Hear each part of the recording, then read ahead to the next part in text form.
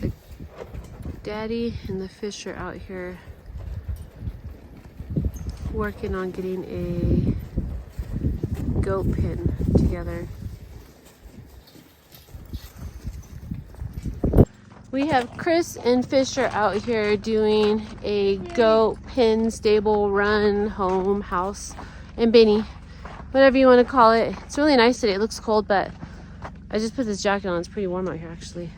Yeah. They're building this up, and if you want to watch how they build it, there's a new YouTube channel that we have up where Chris does all his building. So he's recording now and you can watch him build and how he's building on that channel. It's Uinta Basin Homestead, and I'll link it down below. Put it on the screen, you guys can search for it. But yeah, that's what they're doing out here. Pen for 'em. A feeding pen? Yeah, it's gonna be covered too. So, boys, I need. Yeah, so what we did is we took down the pallets around the garden right here, because, well, we're gonna actually put up a fence this spring, kind of upgrade the garden area a little bit. But with the pallets, we saw quite a few videos coming through on people making pig pens and goat pens, and thought it was a brilliant idea to use the pallets and make like a basically free home for our future goats, which we have 2 males waiting for us right now that the lovely lady at the coffee shop offered us. She's getting rid of two of her males, so we're going to take them, and she impregnated her female with a different male that she has in hopes that she can breed us a female for springtime. These babies are due in the spring, so we'll get our kid in spring. Hopefully it's a female, and when she's of age we can breed the males that we have now with the female, and hopefully by next spring or whenever she births, we'll have goat milk and start to wean our family from cow's milk onto goat milk, which will be really interesting. We could do cheeses and lotions and stuff like that. So that's a whole new experience of learning for us, and a whole season for me to watch different videos and learn from different YouTubers, homesteading women, and get advice from some of you homesteading women as well. That's pretty interesting. We chose to do, we have plenty of acres for a cow. We could build a cow run. I don't know what they're called. We have 10 acres, so, but it's more I think frugal to, oh, there's a chicken out. I was trying to get a chicken. You better leave those chickens alone. They're safe inside their coop right now. She's just taunting them. Okay. Oh, landed in the water. The water. Yeah, it's frozen. The frozen water. What, you want cereal? Really? Not much, that's for sure. Yes. Okay. Dumb dog.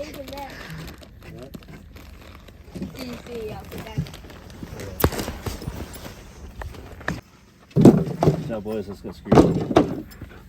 Chris is in here taking things that aren't being used to use in the goat run. Taking stuff we don't need to do. Stupid dog.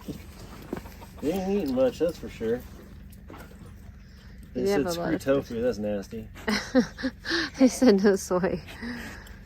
Yeah, they got pasta, pickles, strawberries, corn, feed, oranges. They said, yeah, the tofu sucks. They got carrots, cabbage, kale. They like to be out so they can pick through the snow and eat whatever is out there.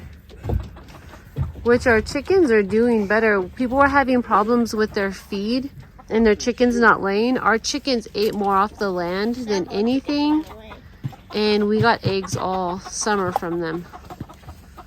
That one black one back there is molting, so it looks ratchet. Its neck's all messed up because the feathers are falling out. Hell, this is what Chris is working with right now. He's probably got his freaking phone running for me to edit forever.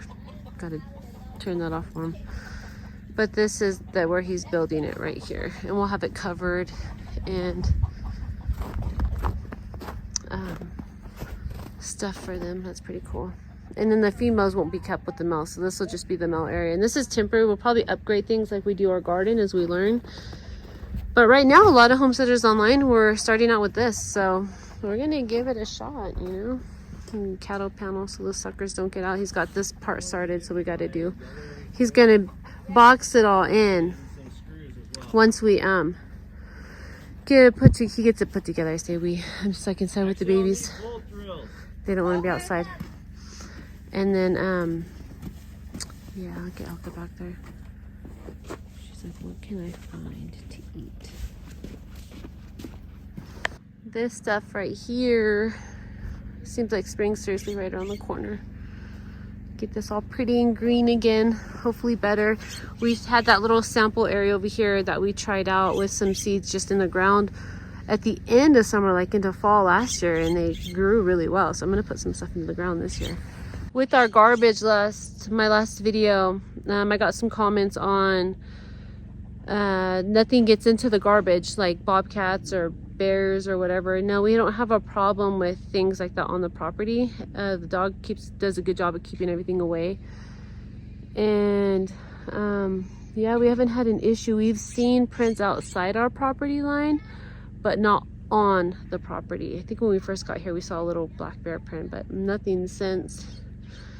And the only thing we have that everybody has out here are the little mice. You know, we're in the desert, so even in the city people have mice in their homes, and we're in the desert, so we have extra mice. So sometimes, often, every time, the mice will make little like holes in the bag. But in the video you could see that the bags weren't ripped open or destroyed, and they were there for a while. I want to say over a month. And that's because when we were getting ready to go to the dump, we got sick. So that put the dump run on hold. And I think Chris said it was $12 this time, which isn't bad for all that garbage. But typically, no, we don't just leave it out like that. We were just sick, and we do need to make a garbage bin. So if anybody has like ideas off grid of where we could store our trash, that'd be great, because I'm sure Chris has an idea, but let's see if any of you professionals have any ideas of what we can use or build for a thing to put our trash before we go to the dump, so we have somewhere, you know, not just on the land to put it. We have a whole bunch of just crap still like this. Stuff was all pulled out. The bikes are still out. It looks like a whole bunch of crap, but it's bikes and a bag of clothes on the barbecue. So yeah, watching other homesteaders make me feel, not homesteaders, but mainly off-gridders, make me feel like this is more normal, because right now I feel like I live in a hobo camp. But I guess that's what it kind of looks like when you're starting out, and that's okay. I'd rather live like this than, you know, in a little tiny lot next to my neighbor hearing them fart. I do want to point out this right here is a new RV, and right here you stick our water hose from our well. We connect the well hose, the hose to the well, and put the hose inside here, and that fills up our water tank, which gives you running water. For the ignorant, uneducated people, this is a place where you put your water so you have running water. Right now I don't really care to use my running water. I prefer to go to the lake and swim. Okay, now I am getting ready to make some cornbread to get ready for dinner. I already have the chicken going on the stove. We're gonna have a pretty fat, not dinner, but lunch. Look at that. Look what I found. If you know, you know. You guys know what that is, right? Anyways, here we go with the butter. I'm gonna melt this butter. I buy these big Amish logs of butter from our local store, and I'm just estimating probably about a half a cup of butter here. I'm gonna melt in this paper thing and hope that it doesn't spill all over the microwave. It didn't, so that was really cool. Didn't want to dirty up a dish. Less dishes for me right now with how busy we are is what I prefer. Wrapping this up, I could probably get a Ziploc bag, but I don't care. This paper is doing its job and keeping it all wrapped up. Anyways, I'm going to be making some cornbread. We're going to have chicken that's on the stove back there going. It's been simmering for a while. Now I'm unloading all the bread out of the microwave there, because I'm going to microwave that butter. I'm not melting it on the stove. I don't care. I'm microwaving that crap. I'm not using any special recipe, just the back of this Pearl something company recipe that's on the back of their cornmeal bag. Freya likes to help dump the flour. She doesn't like to scoop it yet, but she does like to dump it in there, so that's what she's doing. And I'll have another little girl, I think it's Piper, that joins me in helping put the cornbread mixture into the pan here towards the end. Arabella is outside with Daddy, so is Piper at the moment, and Lemon is outside too. Any chance they can get outside, they're outside. So right now I have Freya helping. Eventually Piper will come in and she'll help. And yeah, it's good to let your kids help in the kitchen. My kitchen's super tiny and it gives me massive anxiety having them in there because the space is so small, but they're only going to want to help for so long before they don't want to help at all. Hopefully they do want to help at all. I know my older girls didn't care to help, and I hope these girls want to help, because having extra help in the kitchen for a family this size is amazing. Even my boys want to get their hands in the kitchen. I'm like, wait until we get the big counter set up in the cabin, and I am more than happy to let you guys dice up the vegetables for me. Anything to help make dinner go faster will take a load off of my hands and back and whatever. So Freya's standing here waiting. I think I'm going to get some other kind of ingredient. What did I grab? The baking powder. So here we go. She's going to help me with the baking powder and the sugar. I'm going to go ahead and speed this part up because it takes a little bit. Oh wait, that's a kid in the background. That's Arabella. She was in there the whole time. I was just kidding.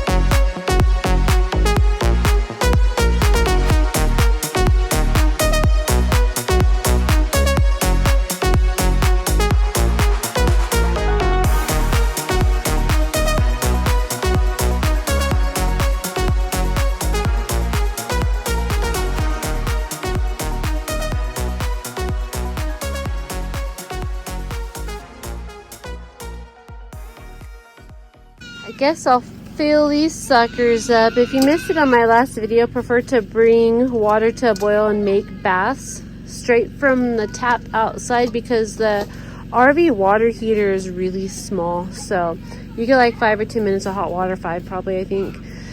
And it's just way easier to fill up the good old bucket and make a nice warm bath for the kids. Unless I don't feel like it, then I throw them in the lake. Going down to the old watering hole. Almost there. Actually, it'd be really freaking cool to collect water from a stream. That would be like, seriously, like old school.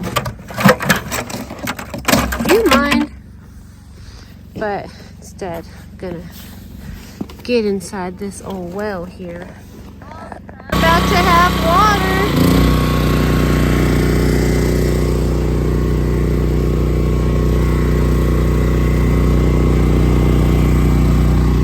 I guess I gotta turn on the spigot.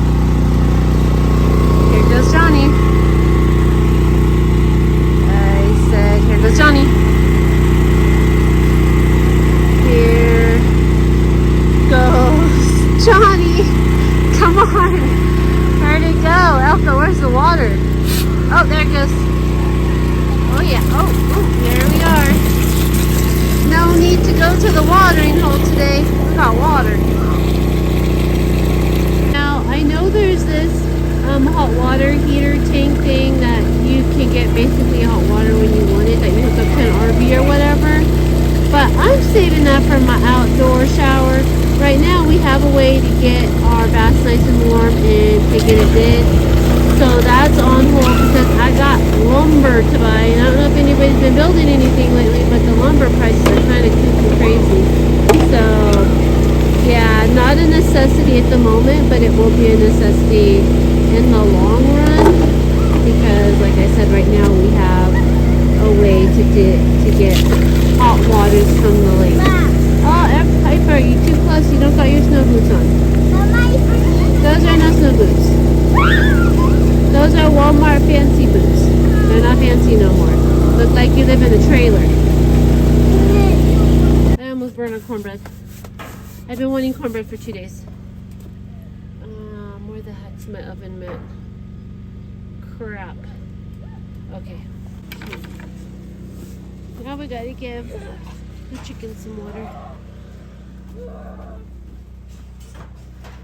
Daddy's still going strong on his goat pen. Bro, you better back up. Chicken dinner for you. So I think if I put it in there, it's still frozen. So I'm just gonna dump this inside the bucket right here. You need me to go grab your camera? What?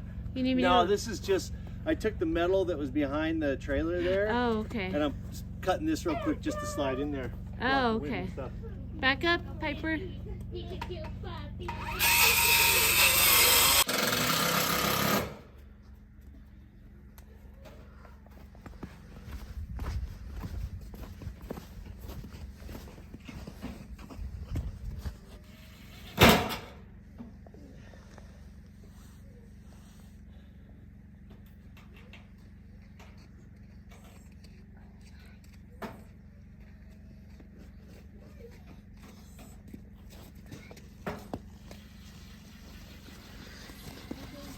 I don't know if this would work or if you have other plans, but do you want me to have the boys collect bush and put bush along the back side right here? He said bush. Oh my gosh. I need to put boards right across here, and I'll need to seal this stuff too, because you don't want spindrift blowing in. Oh, we have the tarp we could use for now. I just figured I'd use this roofing because I Yeah, had it. no, that's perfect. And I have those two pieces also, which I'm going to cut and piece in. I'll let you do your thing then. I'm gonna go put together the potatoes. Alright, you're going to go put your what? Potatoes. So here we go. Not bad, not snabby. My old man did it. You just got to put some straw in there and get some feed and all the other stuff. Put some toys in there for it, them. And pick up our goats. There's a little feeding thing he made for them. So if you want to watch this field, it'll be on that other channel where it shows him building. More the building side of the homestead. Got both those sides all covered in. Pretty frugal, eh? Are you ready to go inside? Are you ready to go inside? Huh? You're so cute. You are so cute. So we have some mashed potatoes that are going to be going in here instant, of course. Right now I'm busy. Broccoli that I'll take it and dice up to make smaller pieces. So I'll cover that now so it's nice and soft. These are the potatoes we're using, just the Food Club brand. Cornbread and 4 super large chicken breasts. I know it's 4 for our size family, but we're not big hogs, so we're thin people and our tummies are not over stretched out like I guess people that eat a lot. Our stomach is not stretched out like that, so we doesn't take a lot of food to get us stuffed up. I'm gonna go out to the cabin and see what I can get for a side that's sweet, like peaches or something to go with it on the side. And I do have gravy, but I don't know. I don't think I'm going to use it because the gravy that I have is not healthy. It's got high fructose syrup in it. If I could avoid that, whatever, however you say it, I will. Normally I make gravy out of chicken juice, but I don't have a lot of chicken broth in here, so I guess we'll just have our potatoes with butter and salt. These suckers right here are going to be cut, and we had snow, so we couldn't cut this stuff outside because it would warp it or something. This is going to go, these are going to be the walls up in the little girls' loft up here, the children in the attic instead of the children under the stairs. That movie's super ratchet. I don't know if you guys saw that, or if you, I'm sure some of y'all around my age just saw that movie. Really ratchet. Right now all of our food's just stored right here because all this stuff Well, I need to reorganize that. Chris said don't even worry about that right now, so I'm not going to because he's got to put the back wall up here. But this is the only wall inside the cabin that's not done besides the upper area. So there's going to be a long cabinet and there's going to be storage shelves underneath. That's where all this food's on the floor is going to go. And then behind the stairs right here, I'm going to put all my big pots like the slow cooker and my canner and things like that are going to go behind here. So that's pretty cool. Anyways, I came out here to get tufts for the side if I could find. And yeah, my hands are red. It's just the camera makes my hands look redder than they normally are. But if I'm going inside from hot to cold, temperature change, y'all. On top of that, my water is hot and burnt the shit out of my hands because I left it warming too long. I get comments on my hands often. Like, do I look like a supermodel? Do I look like I'm a hand model, you guys? Seriously. Man, I'm 40 years old with some ratchet, rough looking hands. There's the peaches. Get over here, little Paige. Come on, get this guy here. Sound effects activated. Peaches. Give a taste of summer. Put that down here. I'm gonna need 2 peaches for my family. This one right here. Come, mommy. There we go. Cinnamon peaches and regular peaches it is. The temperature inside here is almost 60. That's pretty cool. One thing that I did notice, all my canned stuff, I've never had any of this stuff freeze. Like, it never froze, thank goodness. But what I did notice, if you women that can, this was my first season canning pie filling. This is my peach pie filling. It looks like it's separated like into a glob in there. Is that normal? If one of you ladies can tell me if that's normal. It's sealed, and when I open this up and I poured into the pot and I stirred up, it looks completely normal. Like, it looks like it's super good and normal. But is that normal? Is it supposed to like separate like that into the juices? First time canning pie filling. Somebody please help me. Let me know if that's normal. Anyways, I wanted to ask you guys if that's normal before I dig into it again. Because I digged into it with the, I'm out of breath. I know I'm not pregnant. I digged into it with the blueberry pie filling and nothing happened to us. We survived. But is that normal? We didn't die from the blueberry pie filling, but I just want to know if that's normal. I don't know. Also, I didn't use that cornstarch or anything like that. I used the actual pie filling stuff that you're supposed to use. I forget what it's called right now. Pectin or something? No, not pectin. I forget what it's called, but it's for actual pie filling you get from the canning store. But yeah, is it normal? Okay, so these are the potatoes I'm using. I don't have a dehydrator or a freeze dryer because those are really expensive and I got lumber to buy. But I buy these potato flake thingies and the ingredients look pretty healthy to me. I don't really know what one of those words are, but I don't think it's a bad ingredient. So the same thing happened to my blueberry pie filling, and I'm just showing you guys, like, even the blueberry pie filling separated like into a blob and then juices around it. Here we are serving lunch, nice filled lunch. I like to do a bigger lunch. I forgot the broccoli on the girls' plates. I like to do a bigger lunch rather than a bigger dinner. Stop. Then I'm gonna make some pumpkin pies, 2 pumpkin pies. We're having easy hot dogs for dinner because we had a nice lunch today. So easy, great lunch today. Easy ding dong for dinner.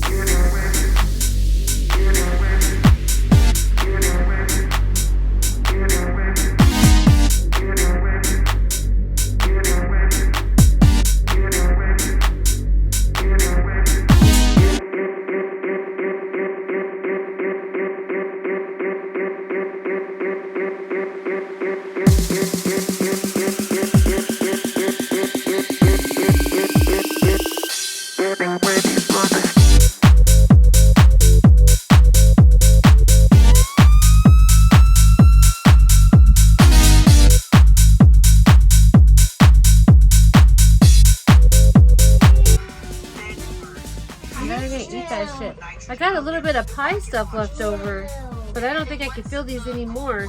Probably not. You eat that. No, it's got raw egg in it. Oh man, maybe it's salmonella. I have this super cool light to share with you guys today. Hyperlight, thank you for sponsoring today's video. You all sent us out an amazing 600 watt solar street light. It is used outdoor, obviously. I mean, I'm sure you could use it indoor as well, but outdoor, it is remote control operated as well. 6500K dusk to dawn solar parking lot light. It is bright, which is amazing. I was really excited when y'all sent this out because it gets dark here in the desert. So if there is no sun, it is completely pitch black out there. This street light that we have attached here to our cabin lights it up as soon as there is a movement. It brightens everything up and shines and lights up the entire surrounding area. I do highly recommend this if you're in a dark area, or if you like to work outdoors, or if your kids like to play volleyball or basketball.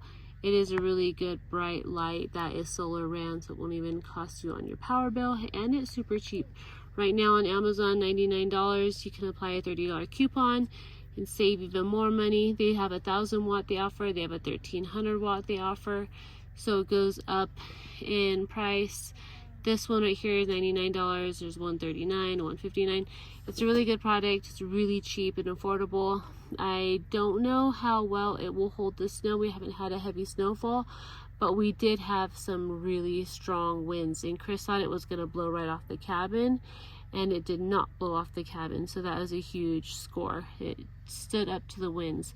Now the winds that get harsh, like in Florida, like hurricanes, I think those things just take down everything. I can't give you guys any advice on that one. That's to each his own on that one, but I do recommend this light. It's really amazing. I love it, and I do hope to get more to put around the property, especially with how cheap these are. So thank you again, Hyperlight, for sponsoring today's video. I will leave the link down below, and yeah, check it out if you're interested in a cheap solar light, a way to light up your property, especially if you have gatherings at night. With the weather, spring, summer coming up outdoors, good to have light, and you ain't got to pay for it because it's solar ran. Anyways, check out the link down below. I wanted to jump on here again. I made a mistake. This is not the 600 watt solar parking light. This is the 1000 watt solar parking light. So if you go to Amazon and you click on the thing, I'm doing it right now. Right now it is for the 1000 watt that I have put up right now. It is $139, and you can get a $20 coupon right now, but there's also an extra savings they have going on right now as well. Buy two and save 5%. So do check it out. This is the bigger size one. She ended up sending us the larger size one. I thought that was a little bit cheap for the size that we got. So go ahead and check out the links down below. Amazing product. Withstood our wind.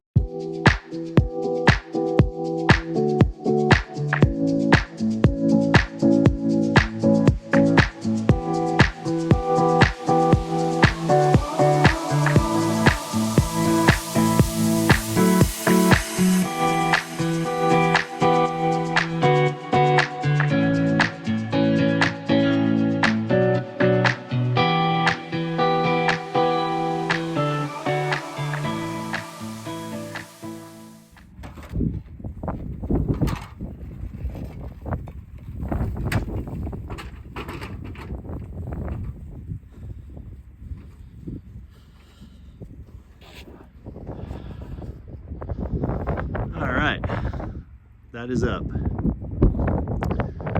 As you can see, the wind is blowing it around a little bit, so I'll probably end up shortening the mount, but I got it up there for now. We're gonna get this powered up today. Well, as powered as we can get with that type of sun. Sun will reach its apex here in a few hours. So we've got about 4 or 5 hours worth of sunlight to go ahead and charge this up. So until then, I'm gonna go inside and get my hands warm. So as you can see, the Galental light is on. It is running. It's adjusting itself. As you can see, it just turned on and off, on lower and higher. Got it all mounted. giving off a pretty good amount of light, as you can see. I mean, it's lighting up all the way over to here, all the way around. And that was literally lit up today solar wise by cloud coverage as well. So pretty darn cool. Lots of light coming off of it. It is motion activated. It does come with this remote as well, which is how I've been controlling it just to see. Now I've got it on auto, so it will automatically adjust, come on and off.